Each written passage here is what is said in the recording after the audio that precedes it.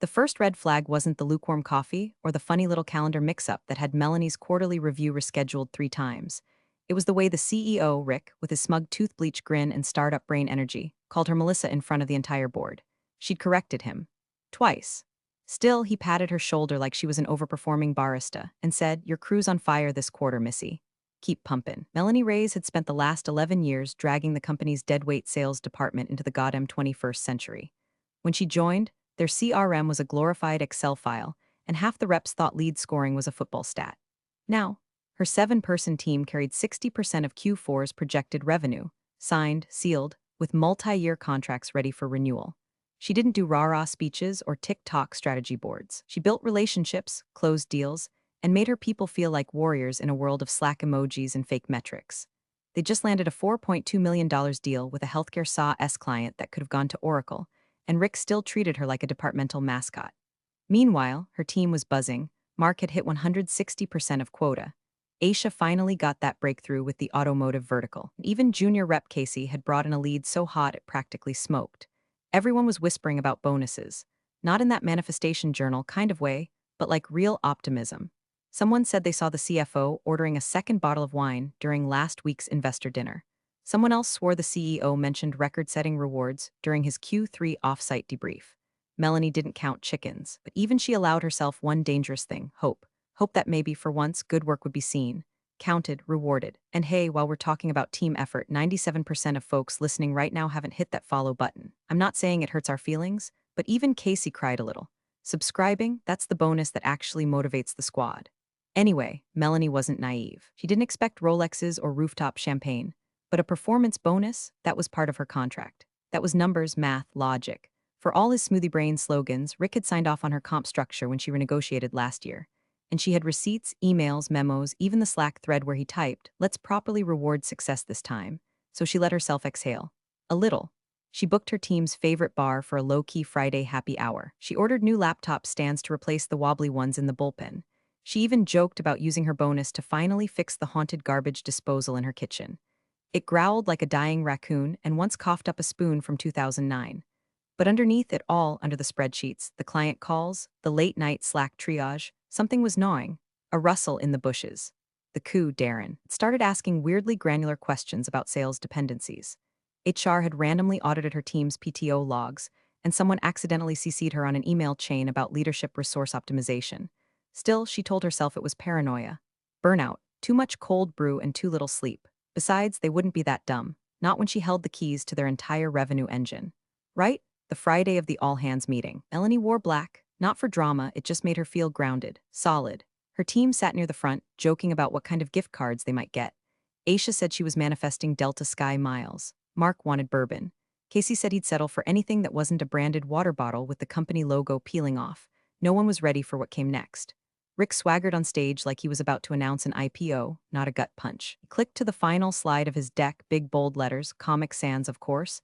"Teamwork tastes better with pizza." Then he said it. "Your bonus this year is a pizza party." Silence, then scattered, confused laughter. Melanie didn't laugh, neither did her team. Mark stared at the floor. Aisha blinked, expression blank. Casey looked like someone had just canceled Christmas. Melanie's stomach dropped through the floor, because in that moment she knew. This wasn't a mistake. This wasn't some awkward phrasing or rollout delay. It was deliberate. A knife slid in with a smile. And for the first time in 11 years, Melanie Reyes felt something dangerous settle behind her ribs. Not disappointment. Not confusion. Revolution. It wasn't just the words, it was the way Rick delivered them.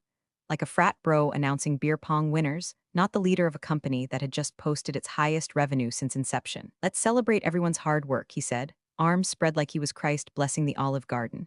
And what better way than with some hot za and good vibes? Melanie didn't move, her spine locked in place like a steel beam. Around her, forced chuckles echoed, those hollow, instinctive office laughs that happen when no one wants to be the first one to call bullshit. Aisha leaned over, whispering, "Is this a joke?" Melanie didn't answer. On stage, Rick was still going. "This year, we believe in shared success. That means investing in team bonding, not just handing out checks to the usual overachievers." He made air quotes with his fingers. Someone clapped. Probably one of the interns who still thought team culture meant anything but cheap distraction. She scanned the room. Darren, the coup, was typing something on his phone. The CFO, Layla, was watching her with the same expression you'd give a rabid dog behind a glass door. No eye contact, no acknowledgement, just that careful, calculated sidestep people make when they know they're part of the betrayal. Melanie's blood buzzed. Her team wasn't stupid. They were looking to her now, not Rick. Mark had his jaw clenched so tight she could see the vein in his temple. Casey had slumped in his seat like his whole posture had deflated.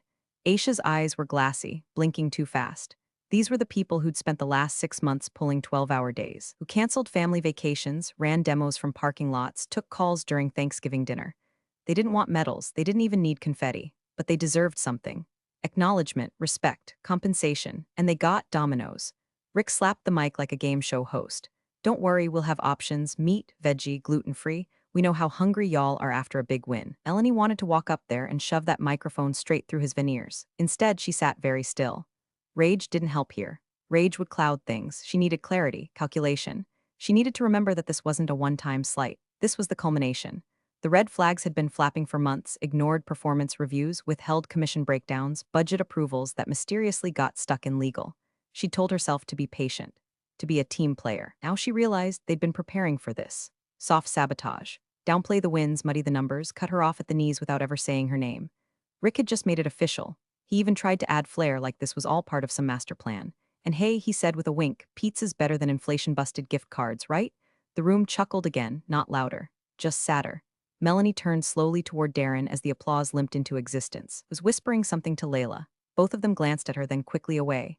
Her hands were steady, though her heartbeat was a metronome in her throat. She didn't smile, didn't frown, she just memorized their faces like she was taking mental screenshots for evidence. The meeting rolled on, department updates, bad graphs, hollow talk of synergy. Melanie's team didn't take notes. Neither did she. What she did instead, right there in the middle of Rick's sales projections slide, was open her phone and find that email. The one from Sarah Lynn, VP of Sales at Atrix Dynamics, the rival firm that had tried to poach her last summer. The subject line had said, "When you're ready to be treated like a partner, not an accessory." Melanie had left it unread. At the time, loyalty still meant something. Now her thumb hovered over it. She pressed reply, but didn't type. Not yet, not here, not in this room full of liars and cowards. No, this deserved precision. She would bury them with a smile. Let them toast pepperoni while she planned the heist of the century. One thing was clear, if this was war, she'd already won the first battle. They just didn't know it yet. The Monday after Pizzagate, Melanie did what professionals are supposed to do. She drafted a clean, concise email to HR, subject line, bonus structure clarification. No exclamation points, no sarcasm, just bullet points. Her Q4 results, her signed compensation agreement, and a polite request for a meeting to discuss discrepancies between expectations and delivered rewards. She got an automated reply, "Thank you for your feedback. Your concern has been logged." Logged like a customer complaint about printer toner. Fine. She took it a step up, messaged Darren directly. Short and respectful, "I'd like to schedule a quick chat about Q4 comp. Let me know what works for you this week." No reply, no read receipt, just air. She waited 48 hours, then followed up. Nothing. On Wednesday, she saw Darren at the company cafeteria, laughing a little too loud with some junior engineers over Caesar salads and Topo Chicos. She didn't interrupt. She hovered a table away, pretending to fill her water bottle. That's when she heard it. Honestly, Melanie's crew, they're like overpaid cheerleaders, Darren snorted, stabbing his salad like it owed him money. They close deals, sure, but you'd think they invented fire the way they strut around. Entitled little revenue princesses. His friend laughed. One of the engineers awkwardly sipped his drink. Melanie didn't move, she didn't cry, didn't blink. She just turned and walked out, palms cold and jaw so tight it felt like her molars would shatter. That was the moment. Not the pizza, not the silence, that sentence. Overpaid cheerleaders. Like she hadn't bled for this company. Like she hadn't held the line during the layoff wave, coached Darren's own nephew through his first sales quarter, or taken calls while getting IVs during a stomach bug in 21. Like her team wasn't the only reason they'd scraped through COVID without tanking. She got back to her office and opened a new folder on her desktop. She named it Insurance. First went the Salesforce dashboards. Screenshots of every closed deal, every pipeline forecast, every above-expectation client review. Then came the Slack logs, where Rick himself had called her indispensable last November, and where the VP of product had begged her to keep his team looped in because your crew actually delivers. Then she downloaded the original PDF of her comp plan. And the amended version Rick had emailed, less formal, but legally binding, after the healthcare deal. She even found the timestamped voice note he'd sent her on WhatsApp saying, "Let's figure out how to really show our appreciation for what you pulled off. You're the future here. Oh, Rick, you slippery little possum." By Thursday, she had a 22-page digital dossier of receipts, organized, tagged, backed up in 2 cloud drives and a thumbstick shaped like a pink flamingo her daughter gave her as a joke, just in case. And then she opened that email. Sarah Lynn. Atrix Dynamics. The one she'd ghosted last July because Rick had finally given her a title bump and a phony equity carrot. Her reply was one line, "Still interested?" The response came back 7 minutes later. Absolutely, you and anyone you bring, full autonomy, 25% bump. Let's talk. Melanie sat there for a moment, not smiling, just breathing like a diver who'd finally surfaced. She didn't tell her team, not yet. She started making moves. Client check-ins were rerouted through her personal number. She encouraged reps to save key files just in case. She started listening more, really listening during their venting sessions. She asked things like, if you could build your perfect workplace, what would it look like? She noticed how fast they answered. She wasn't rushing it, not yet. This wasn't a rebellion, not yet. This was reconnaissance. Cold, strategic, surgical, let them eat pizza. She was building an army. Mark was the first to break. They were debriefing a client pitch that should have been a win. It had all the right numbers, the right fit, even that weird little shared Slack emoji rapport, and yet the deal went cold. Melanie knew why. The client had sensed the rot. Something in the air, the way HQ suddenly looped in a clueless strategic partner to handle post-close support. After the call, Mark sighed, leaned back in his chair, and said, it feels like they're trying to make us irrelevant from the inside. Aisha didn't disagree. They keep changing comp structures, burying the updates in policy links. I had to Google discretionary adjustment protocol just to figure out what they were shaving off this time. Even Casey, sweet, wide-eyed Casey, who once wore a tie just to impress the product team, muttered, honestly, if another company called me right now, I'd take the meeting. Melanie kept her face neutral. The key wasn't to react, it was to track. Who was just venting? Who was looking for a life raft? When she got home that night, she didn't turn on the lights. Just sat in the kitchen, nursing cold leftovers straight from the Tupperware. Her husband, Jake, walked in, kissed her on the forehead and said, you've been staring at the microwave clock for 10 minutes. She told him everything, not the plan, not yet, just what had happened. The pizza. The silence, Darren's cheerleader line, the HR void, the shadow dimming of her team's numbers. The fact that when she tried to check her Q4 bonus projection in the internal system, it redirected her to a 404 page. Jake listened. Quiet like he always had. Then he said, Mel, are you sure this isn't just burnout talking? She didn't blink. I'm sure they want me gone. They're just trying to make me pull the trigger so they don't have to. He rubbed the back of his neck. So, what, you're thinking of walking? She nodded. Not just me, that got a pause. Okay, he said carefully. Then you better do it clean, not petty, not reactive. Surgical. Melanie reached into her laptop bag and pulled out a yellow legal pad. The kind with her looping, ruthless notes. On it, 5 columns, legal, clients, comms, team, timing. She tapped the third column. Already moved client touchpoints to my phone. They're used to hearing from me, not Darren. He couldn't close a window without triggering a fire drill. Then legal. She'd reviewed her contract twice, plus had her cousin's husband, an actual employment lawyer in Austin, take a look. The non-compete clause was there, but toothless. Only covered active clients and only for 90 days. And she already had it in writing that her team technically reported to her, not the company's centralized sales ops. Next, she opened her LinkedIn, quietly updated her job title to open to new strategic growth roles. No flashy announcement, just a signal. Within 24 hours, she got 4 recruiter DMs and a coffee invite from a former colleague who now ran sales at a fintech unicorn. Still, she didn't jump. She tested. She casually asked Mark if he still had a copy of the new client onboarding playbook, just in case it got deleted from the shared drive. He had 5 backups. She mentioned to Aisha that some companies were offering flexible quotas and profit sharing. Aisha responded, profit sharing? Must be nice to work somewhere with shame. Casey got a test too. Melanie asked if he'd ever considered relocating, purely hypothetical. He said, only if I got to follow a manager who actually gave a damn. Loyalty, loyalty, loyalty, it was there. The only wild card was her team's risk tolerance. They were competent, hungry. They had mortgages, student loans. Casey's dad was going through chemo. Aisha supported her younger sister through college. Mark had twins. Melanie knew she couldn't lead them into freefall, so she started building a landing strip. Atrix Dynamics was all in. Sarah Lynn scheduled a quiet call with HR and legal. They could take all 7 reps effective immediately with comp bumps across the board and a signing bonus. Remote first, autonomy guaranteed, but only if Melanie gave the word. She didn't, not yet. Instead, she built the blueprint for the mass resignation, each letter templated but personal with staggered send times. She drafted client transition emails that would fire off 30 minutes after the announcement.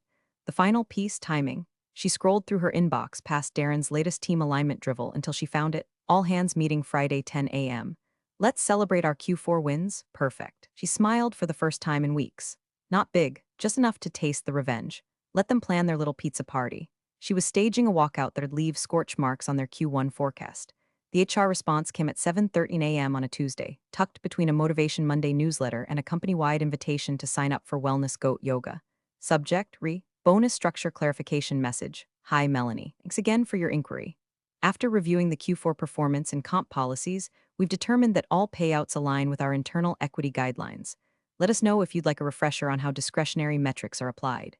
Best, Shelby, discretionary metrics. That was corporate for because we said so. Melanie stared at the email while stirring her black coffee, the spoon clinking against the mug like a warning bell. Equity guidelines. Her team had overperformed by every measurable standard. They had metrics that would make Salesforce weep. There was no gray area, unless, of course, they were creating one. Later that same day, Darren's name lit up in her inbox. The subject line made her teeth grind. Quick note team collaboration. She opened it. Mel just wanted to offer support as we evolve into the next phase of team synergy. With that in mind, we've asked Jackson from the Biz Dev Pod to shadow you for a few weeks, help out with transition strategy, knowledge share, that sort of thing. Totally normal stuff. Let us know if you need anything. Jackson, the red bolt-shugging toddler in khakis who once asked during a pipeline review if gross margin meant like the stuff we sell before taxes. They were planting his ass in her department like a fungal spore. This wasn't support. This was a soft demotion wrapped in team-building glitter. Melanie didn't reply. She forwarded the email to her private Gmail, then deleted it from her work inbox and cleared her trash folder. Her eyes didn't twitch. Her jaw didn't clench. She was past fury. Cold now, cold as dry ice. That night, she got a text from an unknown number. Check your comp sheet. You didn't get what you earned. Then a follow-up, clerical recalibration. Ask Layla. No name. The tip was legit. Melanie pulled up the latest commission doc in the system. It was masked behind a SharePoint redirect and suddenly password protected, which it never had been before. Once inside, she scanned the totals. $42,800. That was wrong. She had receipts, hard math, putting her quarterly commission closer to $69,000. She triple-checked the contracts, her client close dates, her deal sizes. Every row confirmed it. He shaved her pay by nearly 40%. Clerical recalibration.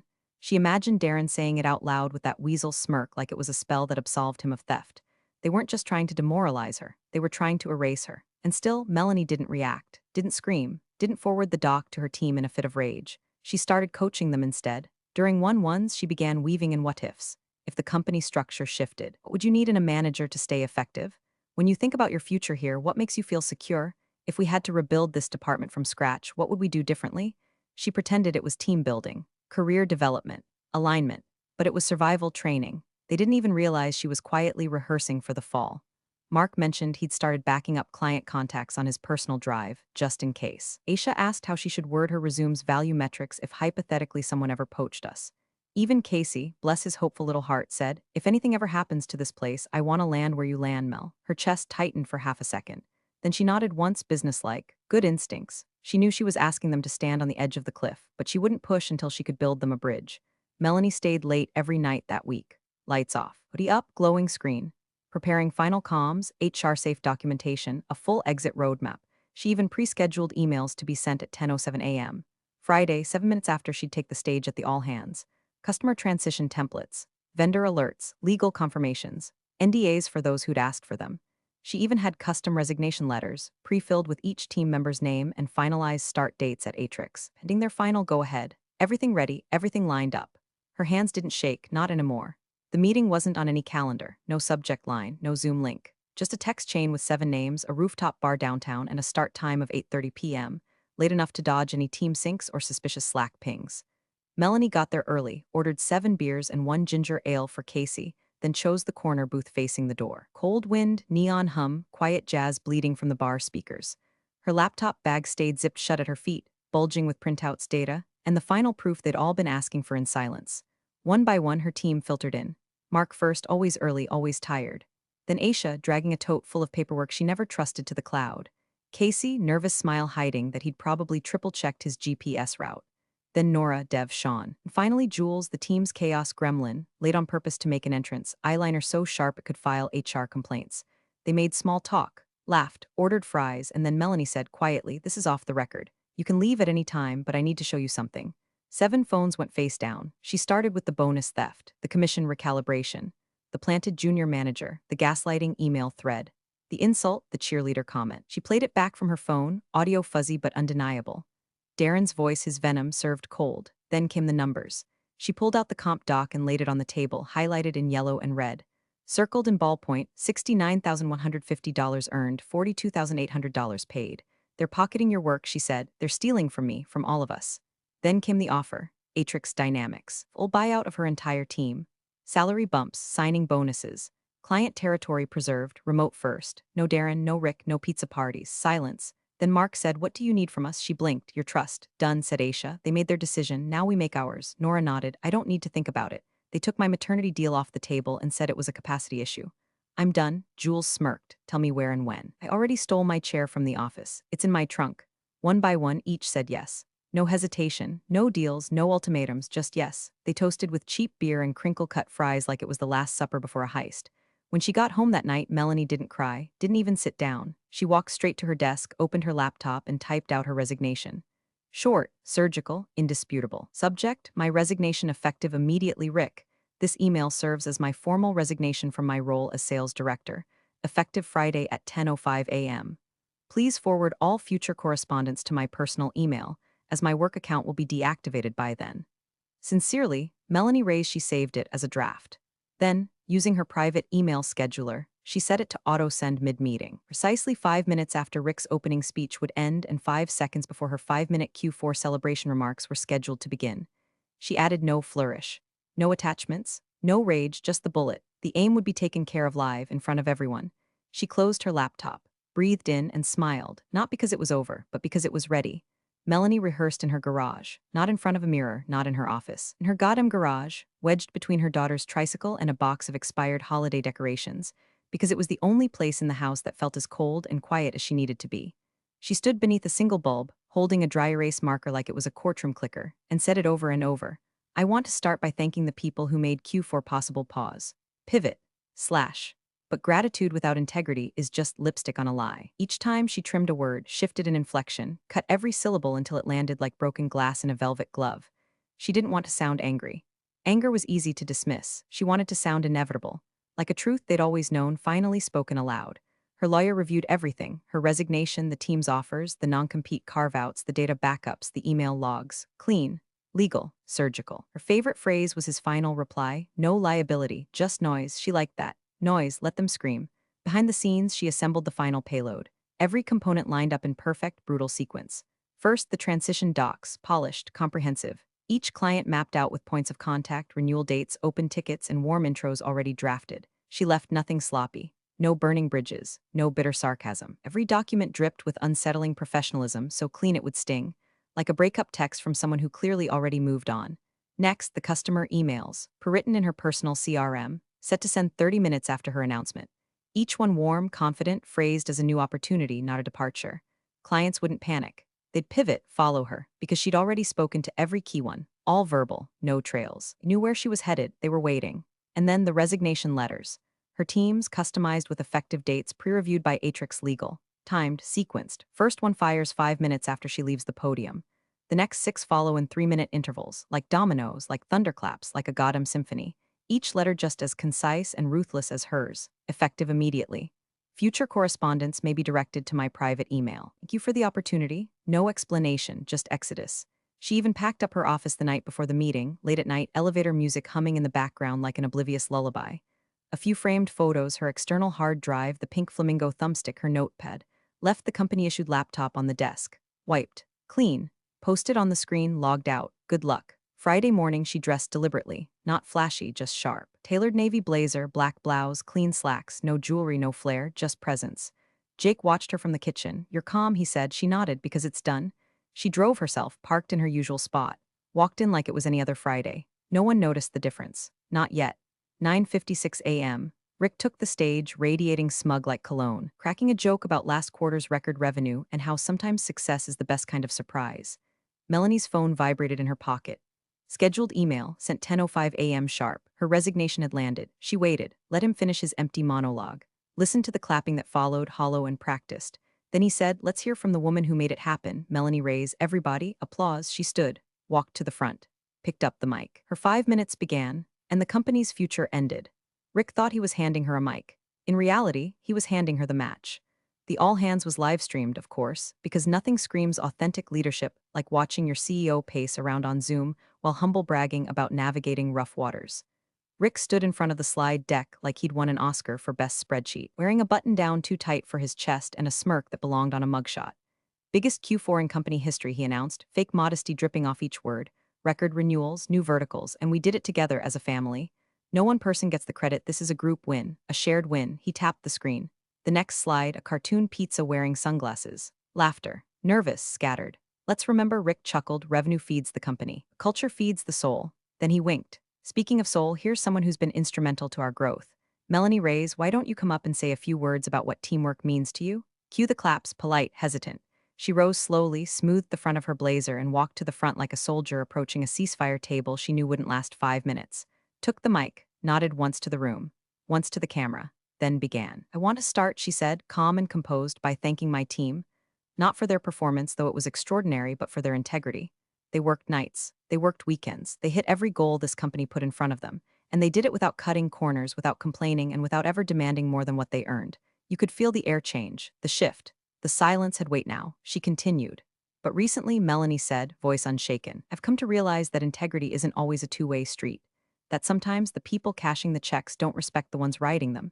That loyalty, when not reciprocated, becomes just another word for leverage. Rick's smile was frozen now. CFO Layla was suddenly very interested in her phone. So, Melanie said, looking out across the sea of familiar faces, effective immediately, I'm resigning from my role as sales director. A few stunned gasps. But I won't be going alone. She turned slightly, making direct eye contact with each of her team members sitting in the front row. Every member of my core sales team has also resigned. As of 5 minutes ago, we have accepted positions at a competitor who values what we bring to the table. We'll be starting Monday, a beat. And just to clarify, those record-breaking Q4 wins you were all celebrating, 18.3 million in projected revenue. That pipeline was built entirely by us. Our clients, our contracts, our relationships, which we're now taking with us. Now the room was dead silent. Even the intern who always clapped too loud was frozen. Melanie finally turned to Rick. No smile, just precision. Your pizza party cost you $18 million. Then calmly she placed the mic down, not dropped. Not thrown, placed, like a final receipt on a dinner bill someone else would be choking on for months. She walked down the aisle, past Darren, who looked pale enough to disappear, past HR, who was already typing furiously, out through the double doors. Behind her, the first resignation email hit inboxes, then another, then another. The dominoes were falling, and the match had just touched the fuse.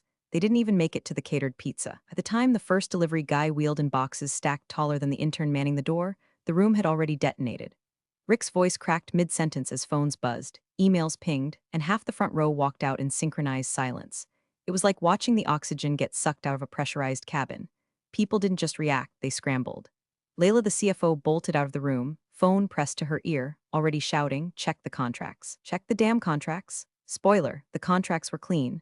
Melanie had made sure of that, every clause vetted, every exit pristine. No non-competes breached, no IP entanglements, no client poaching. Just clients voluntarily following the people who actually gave a damn about their accounts. By noon, the company's internal Slack was a graveyard of locked channels and panicked threads. #Q4 celebration became #urgent comms triage. #Melanie team was deleted. #legal escalations exploded with messages, then went silent. HR sent out a tone-deaf message at 1:17 p.m. We are aware of the departures and are working on exciting internal growth opportunities. By 1:30 p.m., 5 more employees had quit voluntarily, people from adjacent departments, quietly inspired by what they just witnessed. Clients began emailing Atrix Dynamics directly. Not angry, not confused, just loyal, transitioning, signing new paperwork because Melanie had called them all personally, privately in the weeks leading up. They knew the truth, they'd felt it, and they were ready. At 4:05 p.m., the board called an emergency meeting. Rick tried to spin it, blamed poor communication, said they could rebuild, said Melanie's theatrics wouldn't age well. The chairwoman raised a hand mid-sentence. Where's Darren? No one answered. By 6:00 p.m., the COO had been transitioned out. By Monday, Melanie's former department was functionally dead. 7 empty desks, 1 burnt-out printer still blinking with a paper jam from 2022. A new junior manager, Jackson, sat in Melanie's old office looking like someone had asked him to defuse a bomb with a spork. Meanwhile, 14 floors up and 3 miles east, Melanie Reyes unlocked the glass door to her new office. Corner view, real wood desk. 0 cartoon pizza. Atrix Dynamics didn't do pizza parties, they did profit shares. Mark had already landed a $700K contract. Aisha was leading cross-functional training. Casey walked in with a new laptop and said, they gave me a welcome gift bag that included a massage voucher. I cried in the parking lot. Melanie didn't throw confetti. She didn't gloat. She just unpacked a single framed photo of her daughter, placed it on her desk, and turned her chair toward the window. The skyline didn't look different, but she did. At 3:33 p.m., she posted a single photo to LinkedIn. No caption, just a selfie in her new chair, coffee in one hand, skyline behind her. Her eyes were calm, focused, alive. An hour later, she added a caption, lunch isn't pizza. That was it, no press release, no victory parade, just quiet dominance. Rick's company, still reeling. Revenue forecast halved. Morale in freefall. Recruiters ghosting them mid-call. The board was whispering words like merger and external review, but it didn't matter. The artery had already been cut. Melanie didn't just leave, she evolved. She turned a pizza party into a funeral with a 5-minute eulogy and a team that never looked back. Appreciate you sticking around, you legends of the break room. Subscribe for more chaos. Let's make your old managers spill their coffee in fear.